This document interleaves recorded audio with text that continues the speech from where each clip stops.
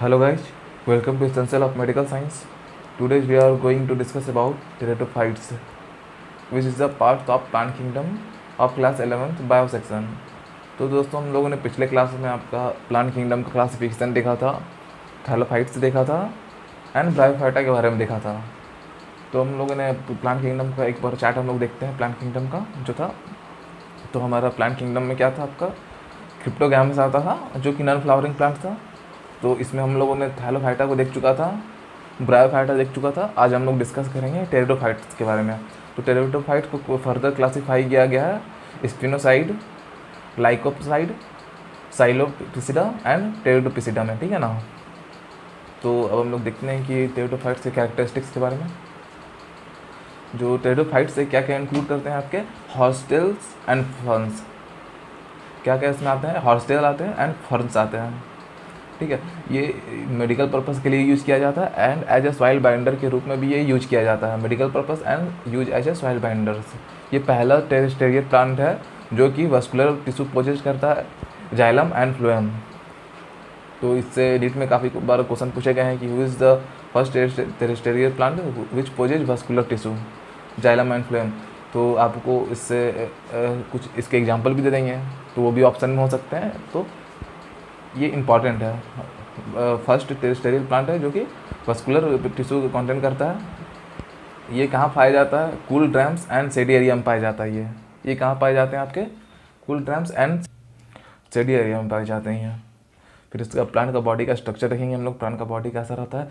तो plant body is sporophytes. Plant body कैसा रहता है, इसका स्पोरोफाइट रहता है which is differentiated into true root, stem and leaves. अभी तक हम लोगों ने देखा था ब्रायोफाइट में, उसमें क्या रहते हैं आपके फॉल्स रूट, स्टीम लिप्स रहते हैं, लेकिन इसमें आपके ट्रू रूट्स स्टीम लिप्स पाए जाते हैं। ये भी आपका इंपॉर्टेंट है कि ट्रू रूट स्टीम लिप्स किस में पाया जाता है। अब इसका लिप्स का स्ट्रक्चर देखेंगे, लिप्स कैसा रहता है। तो इसमें स्मॉल लिप्स को रहते हैं जिसको हम लोग माइक्रोफिल्स बोलते हैं, जिसके एग्जाम्पल होंगे आपके सेलेचिनेला। एंड लार्ज लिप्स रहते हैं जो को हम लोग मैक्रोफिल्स बोलते हैं, जिसका एग्जाम्पल हो गया फर्न, ठीक है। और हम लोग देखेंगे स्पेरोफाइट्स बियर स्पोरेंजिया। स्पोरोफाइट क्या बियर करता है, sporangia that are suspended by leaf like appendage called sporophylls, जो कि सस्पेंडेड किससे रहता है, स्पोरोफिल्स से। अब स्पोरोफिल्स कैसा रह सकता है, स्पोरोफिल्स में फॉर्म डिस्टिंक्ट कॉम्पैक्ट स्ट्रक्चर, ठीक है। इसका स्पोरोफिल्स का स्ट्रक्चर कैसा रह सकता है, डिस्टिंक्ट कॉम्पैक्ट स्ट्रक्चर हो सकता है, जिसको हम लोग स्ट्रॉबेरी एंड कोन्स भी बोलते हैं, स्ट्रॉबेरी एंड कोन्स। इंपॉर्टेंट मैंने मार्क किया वो इंपॉर्टेंट है। एस्पोरेंजिया प्रोड्यूस स्पोर। एस्पोरेंजिया क्या प्रोड्यूस करता है, स्पोर प्रोड्यूस करता है बाय मियोसिस, मियोसिस के through which germinate to form small but multicellular, जो कि छोटा रहता है लेकिन मल्टी सेलुलर रहता है, फ्री लिविंग रहता है, फोटोसिंथेसिस रहता है, थायलॉइड रहता है, गैमेटोफाइट कॉल्ड प्रोथैलस, जिसको हम लोग प्रोथैलस बोलते हैं। प्रोथैलस भी इसमें इंपॉर्टेंट है।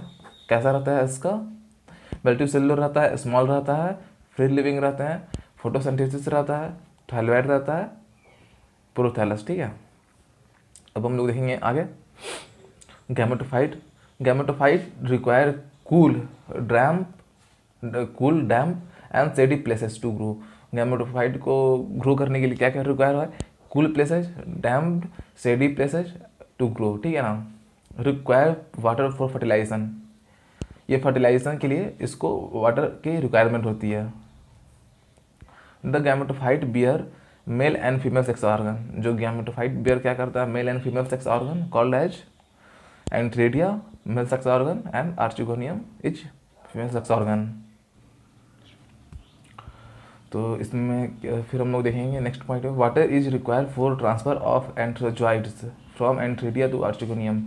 मतलब यहाँ पे जो मेल सेक्स गैमेट रहता है, मेल गैमेट रहता है, उसको फीमेल गैमेट तक पहुँचने के लिए वाटर रिक्वायरमेंट होता है, इसीलिए water is required for the fertilisation.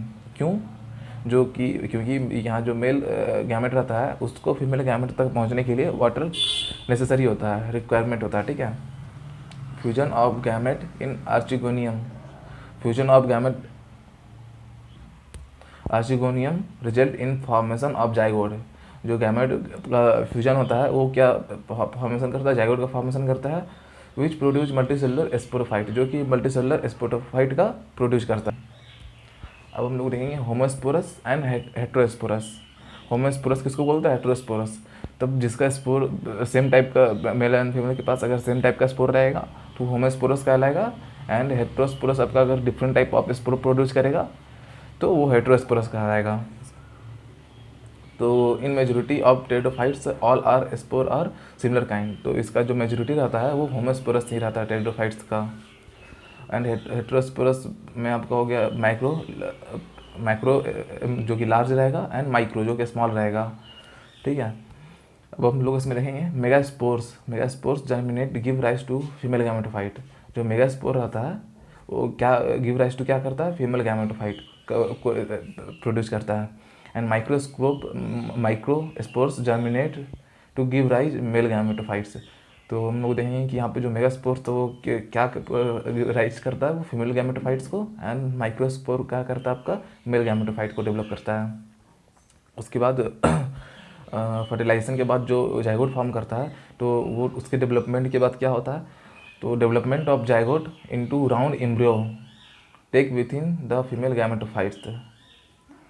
ठीक है, उसके बाद राउंड एम्ब्रियो का फॉर्मेशन होता है, गैमेट डेवलप करता सॉरी जाइगोट डेवलप जो करता है वो राउंड एम्ब्रियो का फॉर्मेशन करता है। अब हम लोग देखेंगे क्लासिफिकेशन ऑफ टेरिडोफाइट्स। जो क्लासिफिकेशन ऑफ टेरिडोफाइट्स है उसको फर्दर 4 क्लासेस में क्लासीफाई किया गया है। कौन कौन सा? पहला है जो साइलोपिसिडा है, जिसका आपका ये एग्जाम्पल्स है। ठीक है ना, पहला है जो है साइलोपिसिडा है, जिसका एग्जाम्पल आपका हो गया साइलोटम। दूसरा है लाइकोपिसिडा, जिसके एग्जाम्पल हो गया आपके सेलेजिनेला।